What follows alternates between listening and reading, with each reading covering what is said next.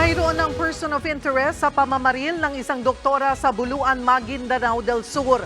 Pagnanakaw ang tinitignang motibo sa krimen. Nasa frontline ng balitang yan, si Elaine Fulgencio. Nasa ospital pa rin ng 28 anyos sa si Dr. Shermaine Baroquillo. Pinagbabaril siya ng riding in tandem itong February 3 sa Buluan, Maguindanao del Sur habang nagmamaneho ng kanyang sasakyan. Base sa investigasyon, papuntang Sultan Kudarat Provincial Hospital ang doktor nang paulanan ng bala ang kanyang kotse. Tinamaan siya sa balikat at likod. May tinitignan ng motibo sa pamamaril at person of interest ang mga pulis. Parang frustrated robbery, pero it's still now under investigation parang yan into the real motive of the case. Naglabas naman ng 1 million pesos na pabuya si Sultan Kudarat Governor Pax Alimango Dadatu para sa makapagtuturo sa mga sospek sa pamamaril kay Dr. Baroquillo. Actually, meron ng mga lead.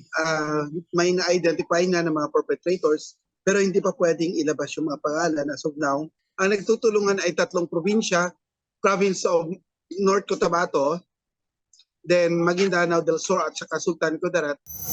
Hinigpitan na rin ang seguridad sa lugar at naglatag ng mga checkpoint.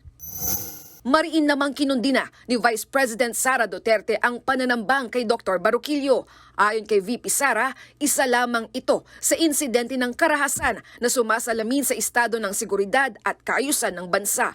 Wala raw dapat sino man, lalo na ang mga responsableng mamamayan katulad ni Dr. Baroquillo, ang dapat dumanas ng karahasan mula sa mga kriminal.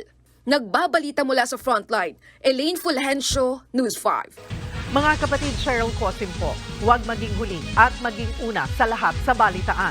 Para sa tuloy-tuloy na talakayan sa Frontline, mag-follow at mag-subscribe sa social media pages ng News 5.